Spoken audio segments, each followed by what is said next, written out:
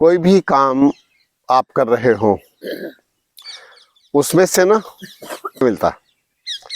उदाहरण के लिए व्यायाम कर रहे हो और आपको आनंद नहीं आ रहा तो ढोए जाओ। आप घर में माताएं खाना बनाती हैं, खाना बना रही हो और खाना बनाते समय आनंद नहीं आ रहा तो जो खाएगा ना उसको भी आनंद नहीं आएगा। आपने कितने भी मसाले डाले हो, कुछ भी किया हो, अगर आप कुड़ रहे हैं, घुटन में हैं या कुछ और बुरा चल रहा है तो खाने वाले के चित्त पर भी उसका प्रभाव बुरा ही आना है। जैसा खाए अन्न वैसा हो मन, पक्की बात है। वर्षों पहले मैं गया था, लंबा समय हो गया, हो सकता है 25 वर्ष हो गए हों, और ठहरने की व्यवस्था ऊपर कमरे में थी। शोरगुल जैसा होता है, विवाह का चल रहा था। भोजन का समय आया, मैंने देवी जी को कहा कि बहुत जोर से भूख लगी है, संभवतः भोजन भी चालू हो गया है, मेरे भोजन की व्यवस्था मेरे कमरे पर ही करवा दो। बोले करवाना क्या, मैं खुद ही ले आते हूँ। खाना लगा करके वो ले आए। उसके बाद खाना सामने रखा है और उगलाइयां सी आवे। खाना सामने रखा है, अंदर जाने को तैयार नहीं, जबकि बड़ी जोर से भूख लगी। मैंने इनको कहा कि मुझे अभी इतनी जोर से भूख लगी हुई थी और खाना देखते ही अंदर से ऐसा क्यों हो रहा है, उगलाइयां सी क्यों आ रही हैं। बल्कि एक बार सिर्फ ये देख के आओ अब ध्यान पूर्वक कि खाना कौन बना रहा है और किस स्थिति में बना रहा है। जाकर के देखा, जो संबंध में मेरे भाई लगते थे उनकी पत्नी खाना बना रही थी। उससे थोड़ी ही देर पहले उसके पति ने उसको कुछ कह दिया था, डांट दिया था, और वो डांट के प्रभाव से वो रो रही थी। अगर कोई रोते रोते खाना बनाए तो खाने वाले को उगलाइयां ही आएंगी। तो इसीलिए माताओं से, बहनों से भी निवेदन है कि भोजन बड़ी सात्विकता का विषय है, बहुत सात्विक। भोजन में जितनी पवित्रता होगी, जितनी सात्विकता होगी,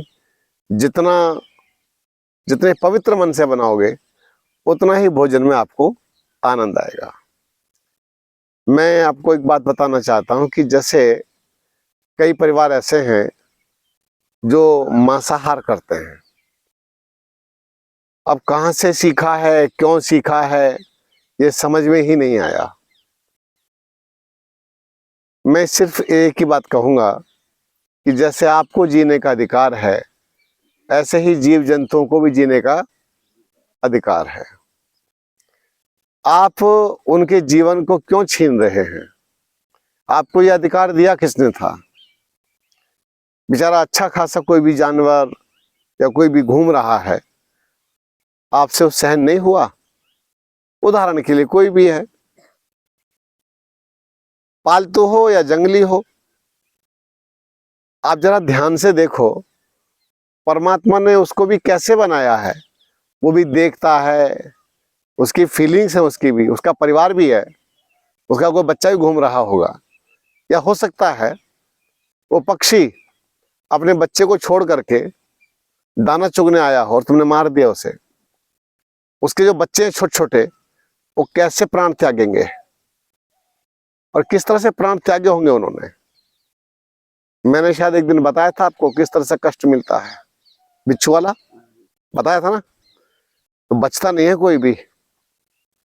इसी प्रकार से आप किसी का अंडा फोड़ के खा गए, खाते ना। अब अंडा फोड़ के खा गए, तुम्हारे लिए तो अंडा है। किसने कहा था खाने के लिए? अजी डॉक्टर ने कहा विटामिन खाओ, प्रोटीन खाओ, प्रोटीन, प्रोटीन का भंडार है अंडा। संडे हो या मंडे रोज खाओ अंडे। DDT विष किस काम आता है? खेतों में डालने काम आता है ना, तो कीड़ों को मारने का काम आता है। तुम्हें खुद को मरना है क्या? आंतों में सड़ांध पैदा कर देते हैं। अंडों से अगर आप ये सोचते हैं कि आपको ज्यादा पावर मिलती है, ये बिल्कुल गलत है। ऐसा काम नहीं करना चाहिए।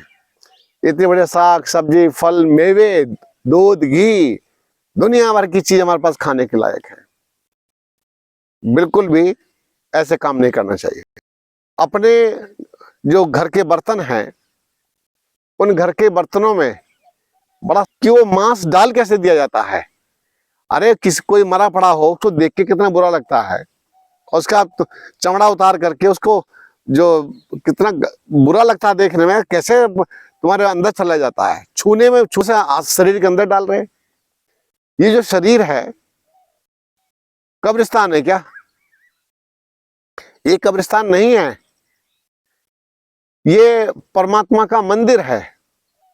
आत्मदेव यहां वास करती है। यहां कितना बड़ा सिस्टम चल रहा है, तुम इतना नरक का काम क्यों कर रहे? मेरे विचार से तो नहीं करना चाहिए। एक तरफ दंभ भरते हैं, दंभ घमंड है, हम बड़े सनातनी हैं, हम बड़े धार्मिक हैं जी, है लंबा लंबा टीका, लंबा लंबा धागा, लंबा लंबा गले में मालाएं कंठी, और लेकिन जीवन एकदम उल्टा। कोई तालमेल नहीं, किसी भी तरह का तालमेल नहीं। तो अंडा मांस मछली इत्यादि नहीं खाना चाहिए। आपने मछलियों का परिवार देखा कभी? मछलियों का डिस्कवरी में दिखाते हैं ना, समुद्र के अंदर का। मैंने भी देखा है। अंडर सी वॉक्स जानते होंगे आप लोग, पानी समुद्र की सतह पर पहुंचना ऑक्सीजन के द्वारा, वो मैंने भी करके देखा है। मछलियां ही मछलियां हमारे पास में होती थी, ढेर सारी मछलियां, वे रंग बिरंगी मछलियां। कितना बढ़िया लग रहा था, कितना सुंदर लग रहा था। लेकिन कई लोगों से वो मछलियां सहन नहीं हुई। उनके जीवन को नष्ट करके मैं उसे खा जाऊंगा। ओए होए होए होए, तो खा जाएगा भाई। सारी दादागिरी मछलियों पर निकाली जा करके, मुर्गे पर निकाली दादागिरी। ओए होए, बड़ा गुंडा भाई तू, इतना बड़ा पहलवान आदमी है, तूने मछली पर दादागिरी निकाल डाली। गलत है। एक जगह मैंने देखा, वो मगरमच्छ मार के डाल रखा था। मगरमच्छ काहे के लिए? खाने के लिए। मतलब क्या है आदमी ये? मतलब हो क्या गया इसे? संवेदनाहीन हो गया है, संवेदनाहीन। यह हिंदू मुसलमान का प्रश्न नहीं है, मैं सबको कह रहा हूं, सबके लिए है। जो भी खा रहे हैं, जो मांसाहारी हैं, उन सब के लिए मैं कहना चाहता हूं कि ये आप गलत कर रहे हैं। एक ऐसी परंपरा को जन्म दे रहे हैं कि जो आगे आने वाले समय में तुम्हारे जीवन में केवल अंधेरा भरने वाली है।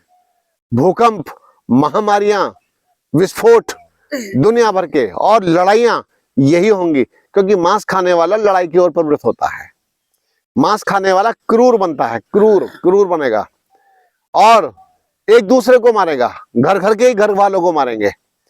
कई बार ऐसा होता है, आपने देखा होगा कि बेटे ने बाप को गोली मार दी। क्यों? बाप ने खिलाया क्या था, पिलाया क्या था, जीवन कैसा दिया था? मार गया गोली, मर गए पिताजी।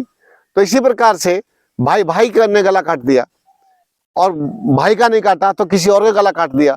अभी कई कांड हो गए हैं, कई केस हो रहे हैं। तो ये सब गलत है। इससे तो समाज अव्यवस्थित हो जाएगा, पूरी तरह से अव्यवस्थित हो जाएगा।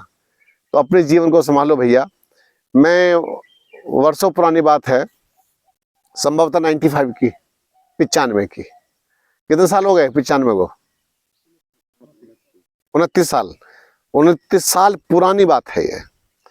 मेरा मौन पूरा हुआ, लगभग शायद 2 महीने वाला मौन पूरा हुआ था मेरा।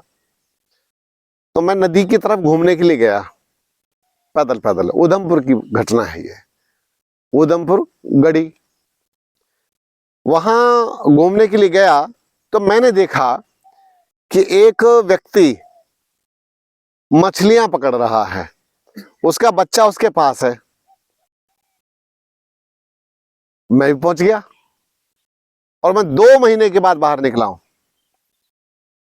जब मैंने वहां जाकर के देखा कुछ छोटी छोटी मछलियों की गर्दन उसने तोड़ करके ऐसे डाल रखी थी अलग, और बाकी हिस्सा इधर डाला हुआ था। मैं कह अरे ये किसने मार दी? बोला जी मैंने मारी है। मैं अच्छा, अरे क्यों मार दी? बोला खाऊंगा, सब्जी बनेगी। मैं कि नालायक, ये सब्जी है, इसे सब्जी बोलते हैं? अरे उसकी माँ ढूंढ रही होगी उसे, उसका परिवार के लोग ढूंढ रहे होंगे कि हमारे परिवार का सदस्य कहाँ गया। संवेदना सब चींटी के अंदर भी ऐसी होती है, याद रखना। चींटियों के भी परिवार हैं, मछलियों की बात नहीं कह रहा हूं मैं। ढूंढ रहे होगे वो। अब मैं कि सुन, ये जो तेरा बच्चा तेरे साथ खड़ा है, कोई इसकी गर्दन को यूं घुमा दे, कैसा लगेगा तुझे? महाराज वो चिढ़ गया, बुरी तरह से चिढ़ गया। बोले आप महाराज लग रहे हो देखने में, बता दूंगा। मैं कि तू तो मुझे बता ही नहीं सकता, तू नहीं बता सकता। अंततः उसने क्या किया पता नहीं, उसके दिमाग में क्या आया, उसने अपने बेटे की बाजू पकड़ और सारी मछलियां वहीं फेंक, फिर भागम भाग और भागम भाग और भागम भाग। वो ना रुका जी, वो चलता गया चलता गया। सच्ची घटना है बिल्कुल, क्योंकि जो अपने जीवन से संबंधित हैं, जो आंखों देखी होती है ना, वो सत्य होती हैं। तो उसके बाद क्या हुआ, वो जी वहां से चला गया, सारी जो डेड बॉडी थी मछलियों की वहीं फेंक गया। फिर मैं अगले दिन गया, लगभग उसी समय, मेरा घूमने का समय होता था, भ्रमण का। जब गया तो जाके देखा तो वो नहीं मिला। मुझे हो सकता आया हो, मुझे वो कम से कम 10 दिन के बाद ऐसे दूर दिखाई दिया। मैं तो वही है। और मैं ठहर, बोले ना मैं नहीं आ रहा। बोले मैं नहीं आता। मैं इधर आ, बोले ना मैं ना आऊं। फिर जैसे तैसे जो आया, आने के बाद मैं क्यों दोबारा दिखाई नहीं दिया? बोले दोबारा? मेरा दिमाग अभी तक खराब है, मेरा दिमाग अभी तक खराब है, मछली मेरे अंदर जाएगी नहीं अब। मेरा बच्चे को लेकर के मेरा दिमाग खराब हो गया। और सही बात है आपकी, जैसे मैं औरों के बच्चों के साथ करता आया हूं, कर रहा हूं, कोई मेरे बच्चे के साथ करे तो मुझे कितना कष्ट होगा। संवेदना जाग गई, जो संवेदना नहीं थी ना वो जाग गई। कितना बड़ा काम हुआ। तो इसीलिए भैया, जीने का तो अधिकार सबको है। अपने शरीर को कब्रिस्तान मत बनाइए, ज्यादा बुद्धिमानी मत दिखाइए कि हम तो बड़े पहलवान हैं और हम ये हैं और हम वो हैं। अरे कुछ नहीं है, बिना मतलब के व्यर्थ की बातें। तो और एक बात, अगर आप अपने बच्चों को तैयार भी करना चाहते हैं तो बच्चों को तैयार करने के बहुत सारे रास्ते हैं, बहुत तरीके हैं। आप जरा गुरुकुलों में जाकर के देखिए बच्चे किस तरह से पढ़ाई करते हैं, किस तरह से योद्धा होते हैं, योद्धा। पूरा शरीर कसा मिलेगा पूरा का पूरा। क्या खाते हैं भाई? सामान्य भोजन करते हैं, दूध खाते हैं, दूध पीते हैं, घी खाते हैं, ऐसी ऐसी चीजें खाते पीते हैं। तो खाने पीने की तो बहुत सारी चीजें हैं, लेकिन अंडा मांस मछली आदि ये सब नहीं खाना चाहिए, इसका पूरी तरह से निषेध है। आपके एक जरा सा कपड़े पर कोई दाग लग जाए, सफेद कपड़े पर, कितना बुरा लगता है जी। अगर उसमें खून गिर जाए तो और ज्यादा बुरा लगेगा। आपने सुना कि कभी कई लोग खून पीते भी थे, पीने वाले भी हैं।